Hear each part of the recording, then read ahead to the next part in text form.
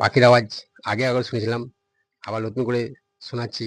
যে মোটু বাদল আওয়াজটা করেছিলাম, সেটা আমি চেষ্টা করছি, যেটা আমি রাখতে পেরেছি কিনা সেটা আমি নিজেকে আবার রেকর্ডিং করার চেষ্টা করছি। এবং যেটা ২-৩ বছর আগে যেটা ছেড়েছিলাম, আমি পারছি কিনা দেখি। এখানে ভুলে গেলে তো এগুলো তো ভুলি নাই। ছোট থেকে আমার এগুলো অভ্যাস।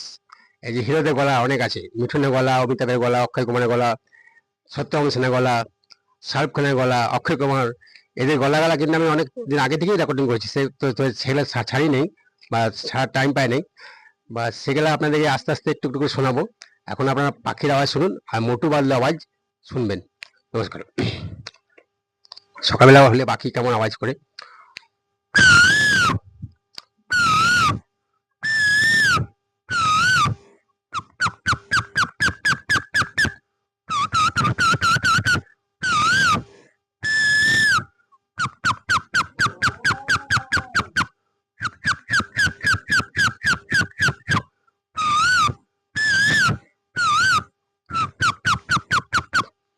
আর বাচ্চা ছেলে যখন খুব খিদে লাগে কেমন কান্না করে মায়ের কাছে, মা তখন ছুটে আসে, কোলে নেই বাচ্চাটাকে, সে আওয়াজটা শুনে। মা বাচ্চাটা যদি ঘুমিয়ে দেয় কোথাও আর মা যদি দূরে থাকে, তো বাচ্চা কেমন কান্না করে আর মা ছুটে আসবে, কোলে নেবে।